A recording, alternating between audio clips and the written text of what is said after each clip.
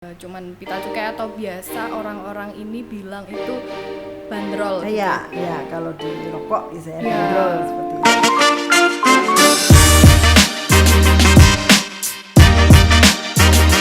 Biro Lugas. Ya, kali ini kita punya program baru nih di Bea Cukai Malang, yaitu podcast ya. Kali ini kita tayang perdana dan kita kedatangan tamu istimewa, yaitu salah satu pejabat dari Kantor Pengawasan dan Pelayanan Tipe Madya Cukai Malang, yaitu Ibu Suryaningsih. Selamat sore Ibu. Sore Winda. Ya, boleh diperkenalkan dulu Bu? Oke. Apa ini manggilnya Nawak ya? Oh iya. Nawak Ngalam. Nawak Ngalam, perkenalkan saya Suryaningsih, tapi biasa dipanggil dengan Yani. Jabatan saya Kepala Seksi Penyuluhan dan Layanan Informasi di KPPBC Malang. Sudah cukup? Oh ya, sudah cukup itu Bu. Wah, pas banget nih karena kita mau ngebahas salah satu topik paling utama nih di kantor kita ya Bu ya. Yaitu kantor kita ini kan tipenya kan tipe Madya Cukai nih Bu. Jadi kita akan bahas tentang cukai dulu ya Bu. Karena cukai itu jadi objek paling utama di kantor kita kan seperti itu. Mungkin boleh Bu dijelaskan cukai itu apa sih gitu? Mungkin kalau nawak-nawak atau masyarakat mungkin nggak terlalu paham ya dengan cukai. Apa sih cukai itu?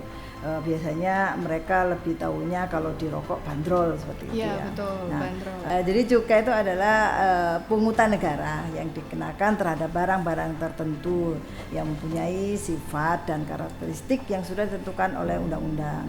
Jadi tidak semua barang-barang di Indonesia ini disebut barang cukai atau barang kena cukai. Kita biasanya menyebutnya barang kena cukai. Jadi barang-barang tertentu ini yang mempunyai sifat atau karakteristik tertentu yang ditetapkan oleh undang-undang. Nah itu sifat-sifat yang kayak gimana aja tuh Bu? Kan nggak pasti kan suatu barang itu kan punya sifat-sifat tertentu ya.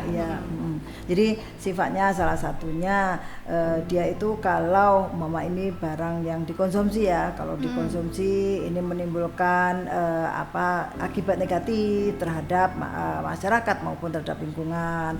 Oleh karena itu dengan adanya akibat yang negatif itu maka konsumsinya harus dibatasi.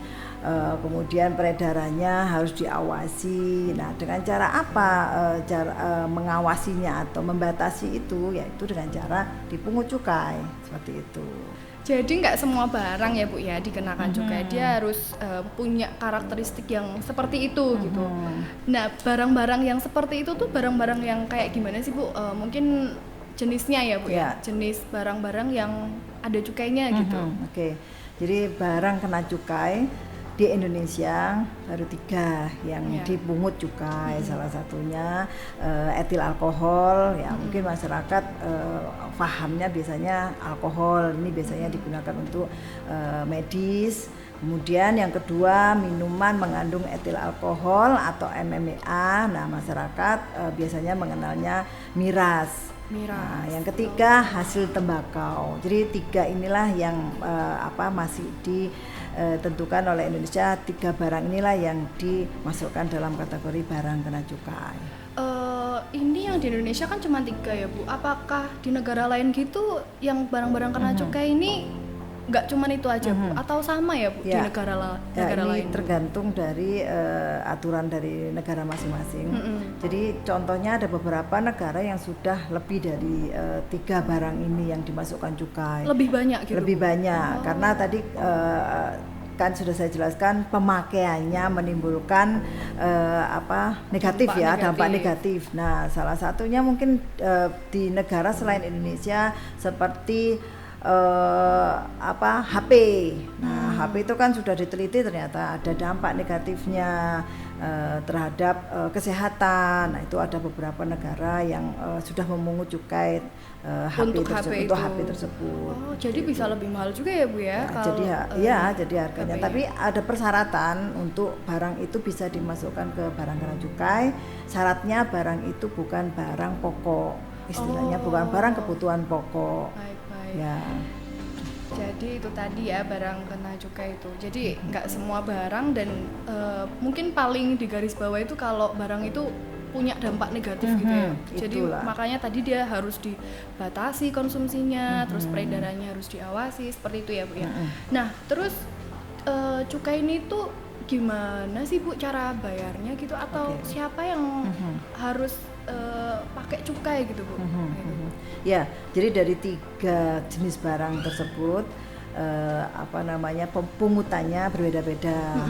Jadi kalau untuk MMA sendiri juga ada 2. Jadi di Indonesia sebenarnya ada 3 cara memungut cukai. Di Indonesia baru diberlakukan 2, yaitu pertama dengan cara membayar langsung, yang kedua dengan cara pelekatan, yang ketiga dengan cara lain, pembubuhan tanda pelunasan dengan cara lain. Pelekatan apa itu Bu? Nah, pelekatan di sini adalah pelekatan pita cukai. Nah, pita cukai ini dilekatkan, ini berarti barang tersebut sudah membayar atau sudah resmi membayar cukai seperti itu.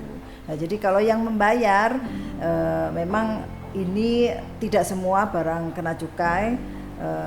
Salah satu contohnya adalah MMA. MMA itu ada yang sebagian membayar dengan langsung. Jadi perusahaan itu memproduksi barang tersebut, sebelum dijual dia harus membayar ke negara, baru dia bisa menjual.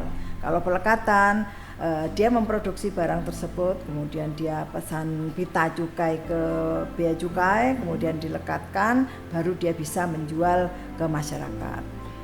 Secara garis besarnya seperti itu. Tadi ada 3 ya Bu ya, yaitu ada pembayaran, kemudian ada pelekatan pita cukai, dan pembubuhan tanda pelunasan cukai lainnya. Tapi yang ketiga kan belum ya Bu ya, masih ada cuman pita cukai, atau biasa orang-orang ini bilang itu bandrol. Ya, kalau di rokok biasanya bandrol seperti itu. Kalau orang lama ya Bu, mungkin orang-orang yang dahulu gitu ya, itu nyebutnya masih bandrol gitu.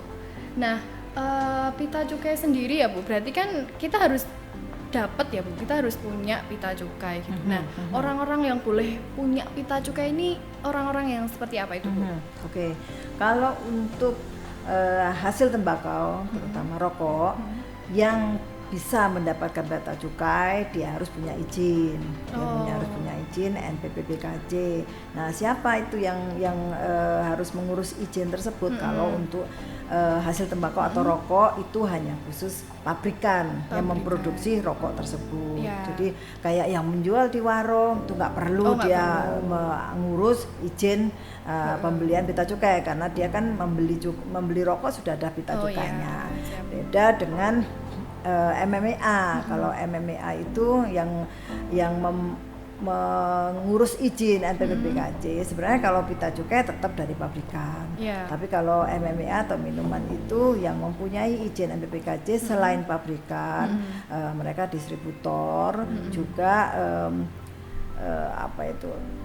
tempat penjualan eceran, mereka juga harus punya izin menjual miras tersebut. Beda dengan hasil tembakau tadi. Kalau untuk etil alkohol itu berarti yang harus punya pita cukainya pabrikan juga ya Bu? Ya, kalau etil alkohol juga pabrikan juga. Berarti secara keseluruhan gitu, pabrikan atas barang kena cukai itu harus punya izin ya Bu ya? Ya, harus punya izin sebelum dia produksi? Iya, memproduksi ataupun membeli pita cukai. Jadi tidak sembarangan semua pabrik yang memproduksi rokok terus mereka datang ujuk-ujuk ke kantor kita terus saya mau beli pita cukai, nggak bisa. Nanti mereka jadi rame riuh. Iya, nanti kayak pasar nanti. Jadi harus terdaftar dulu ya Bu ya. Nah, itu bukti daftarnya suatu instansi gitu ya Bu ya. Itu apa itu Bu? Ya. Jadi perusahaan atau perorangan kalau memproduksi barang kena cukai, dia harus mengurus izin NPPBKJ, yaitu nomor pokok pengusaha barang kena cukai. Jadi harus punya NPPBKJ. Tapi sebelum mengurus itu, dia juga harus mengurus izin usaha dulu ke Pemda setempat gitu. Ya, izin usaha itu kan nggak terlalu susah ya. Dia harusnya kan memang setiap orang yang mempunyai usaha kan wajib melaporkan usahanya. Harus melaporkan usaha dan minta izin usaha tersebut. Jadi harus punya NPPBKC.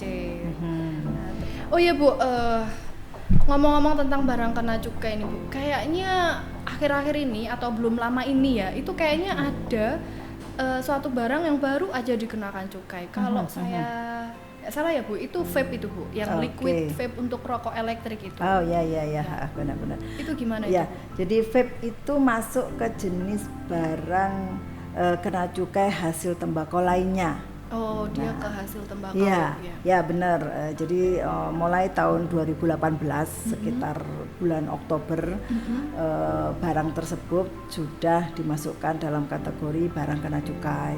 Nah, dasarnya atau alasannya kenapa pemerintah menetapkan bahwa barang tersebut masuk ke BKC, ya alasannya sebelumnya itu kan sangat marak sekali vape itu digunakan oleh anak-anak yang masih di bawah umur, terus hampir semua orang dengan mudahnya untuk mengkonsumsi. Mungkin karena kelihatan keren gitu ya Bu? Iya mungkin ya. Jadi tapi ada beberapa, ada juga salah satunya untuk waktu itu memang beredar, salah satunya untuk mengurangi atau mengalihkan dari rokok yang konvensional pindah ke vape karena katanya tidak ada efeknya seperti itu. Nah itu masih belum ditemukan, penelitiannya belum lebih lanjut seperti apa. Tapi catatannya tidak semua vape atau vape liquid itu dipungut cukai. Oh iya Bu, kenapa itu Bu? Kayaknya sama aja semuanya.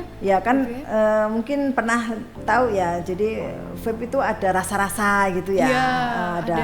Ada kayak buah, entah buah, ya entah makanan, entah kayak aroma aromaterapi gitu juga ada kan. Jadi nggak semua. Jadi mungkin yang seperti aroma itu mungkin saja tidak masuk ke barang kena cukai. Jadi yang dimasukkan barang kena cukai itu yang mengandung nikotin. Oh berarti tetap ya Bu ya, karena sama-sama tembakau pun juga dikenakan cukai karena ada kandungan nikotinnya itu tadi ya Bu, karena dia berdampak. Waktu diteliti ternyata ada beberapa vape yang memang mengandung itu gitu. Nah memang bentuknya kan tembakau tidak bentuknya tidak harus seperti rokok gitu daun ya. Yang kering dirajang gitu ya Bu ya. Nah ini bentuknya sudah liquid. Dan mungkin buat teman-teman atau nawak-nawak Malang yang dipungut atau yang ditetapkan dari barang kena cukai itu liquidnya ya. Jadi vape itu kan mungkin kalau yang sudah biasa udah paham, jadi ada tempatnya, terus ada untuk mengisinya. Nah, untuk mengisinya inilah yang dipungut cukai. Cairannya itu ya cairannya kalau itu mengandung nikotin. Kalau nggak mengandung nikotin berarti ya nggak ada cukainya. Karena ya udahlah ya nggak ada dampaknya juga kalau nggak ada nikotinnya gitu. Iya. Nah Bu, cukai ini kan berarti masyarakat kan bayar ya Bu ya ke negara gitu, masuk ke kantongnya negara lah ibaratnya seperti itu. Nah cukai ini sama nggak sih Bu sama pajak gitu? Kan pajak ada buahnya nih. Ya. Oke. Ya sebenarnya sama. Cukai itu sama pajak itu sama. Semuanya nanti yang wajib membayar adalah masyarakat. Nah, kalau cukai masyarakat yang mengkonsumsi barang kena cukai. Tapi bedanya cukai adalah pajak tidak langsung. Beda dengan pajak SPT ya. PPH itu ya Bu ya, pajak penghasilan. Nah, itu kalau PPH itu kan untuk masyarakat yang mempunyai penghasilan kan setiap tahun harusnya setiap bulan mereka membayar. Nanti dirinci setiap tahun bisa. Nah itu membayar langsung. Wajib pajak tersebut membayar langsung ke negara melalui Ditjen Pajak seperti itu. Nah kalau cukai ini sebenarnya juga masyarakat yang membayar pada akhirnya. Tapi bahasa Jawanya ditalangin ya, karena kan yang membayar ke negara adalah perusahaannya, pabriknya yang memproduksi barang kena cukai tersebut. Nah, jadi dia nalangin bayar cukai dulu. Gitu. Ya, nalangin. Nah, setelah dia produksi dia jual. Nah, setelah dibeli masyarakat. Jadi masyarakat yang membeli rokok ataupun MMA ataupun apa yang barang kena cukai itu di situ sudah mengandung pajak sebenarnya. Cukai Jadi itu tadi. iya, jadi mengandung pajak atau cukai. Jadi itu itu termasuk sama dengan pajak seperti itu. Jadi contohnya kalau pajak tidak langsung lainnya seperti teman-teman beli HP gitu ya, oh harganya mahal karena itu apa? Karena itu sudah termasuk ada pajaknya di dalamnya.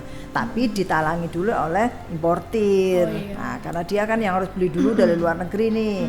Kemudian dapat izin dijual ke masyarakat dengan plus ditambahin pajak yang sudah dia bayar ke negara seperti itu.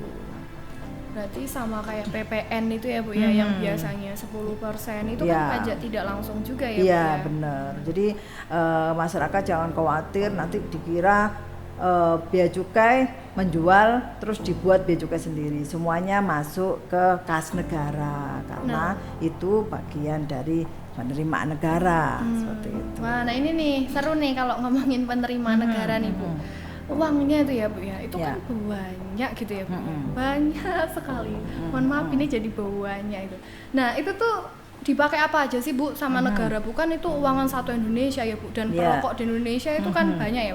Katakanlah perokok gitu ya Bu ya. Ya, ya. Kalau minuman beralkohol kan ya mungkin ada tapi tidak sebanyak rokok gitu. Itu dipakai buat apa aja sih Bu sama Ya. negara Bu? Ya, mungkin masyarakat awam tidak paham ya. Kok kayaknya kita bayar pajak terus, tapi Nggak nggak terasa. jelas pemakaiannya seperti itu. Padahal sudah ada jalan yang bagus, itu juga dari uang mereka.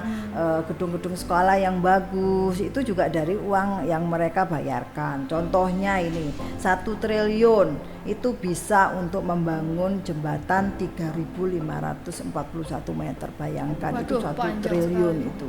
Iya. Belum untuk ruang kelas itu bisa sampai ribuan ruang kelas dengan uang 1 triliun ini. Jadi mungkin yang bisa saya pesankan ke masyarakat, karena ini memang uang dari masyarakat, mungkin masyarakat harus pinter-pinter atau bisa melihat apa saja di daerahnya masing-masing dari uang pajak itu yang sudah dilakukan negara atau pemerintah di daerahnya masing-masing, apakah sudah sesuai seperti itu. Sudah dimanfaatkan atau Iya, belum gitu iya ya Bu seperti ya. itu.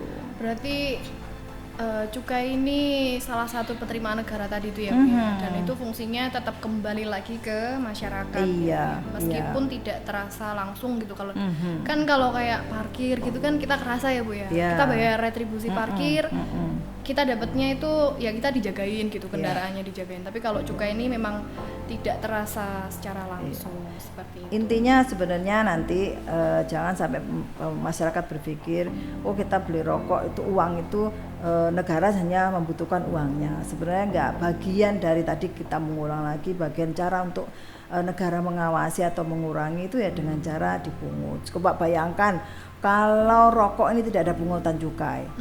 Jangan-jangan anak masih umur Anak kecil 2 tahun ya. aja dia dengan gampangnya Iya, membeli karena akan murah betul, sekali. karena harganya jadi lebih murah. Bener. Anak-anak yang harusnya belum konsumsi, yang harusnya tidak konsumsi lebih tepatnya ya, Iya. itu jadi konsumsi rokok Iya. seperti itu. Apalagi minuman beralkohol. Oke. Ternyata cukai ini punya ini ya Bu ya, ada manfaatnya gitu ke masyarakat ya. Jadi menarik banget nih Bu pembahasannya. Sangat menarik sebenarnya, tapi mungkin banyak yang masyarakat yang tidak paham ya selama ini. Makanya ada kita di sini gitu agar Ya. masyarakat jadi lebih tahu gitu. Nah, itu tadi Nawak BC Malang, pembahasan kita kali ini menarik banget kan. Jadi kita semua jadi lebih tahu nih cukai itu apa. Karena kan sebelumnya mungkin hanya orang-orang pabrik rokok, orang-orang yang konsumsi barang kena cukai yang tahu tuh cukai itu apa gitu kan. Nah, sekarang kita semua nih harapannya dari kami semua jadi lebih tahu tentang cukai. Nah, Nawak BC Malang, kira-kira kalian mau kita bahas tentang apa lagi nih? Nanti komen di bawah di kolom komentar ya. Jangan lupa like, komen, dan share ke teman-teman kalian yang lain supaya mereka juga tahu apa itu cukai. Nah, saya Winda, sekian dari pembahasan kita kali ini. Sampai jumpa.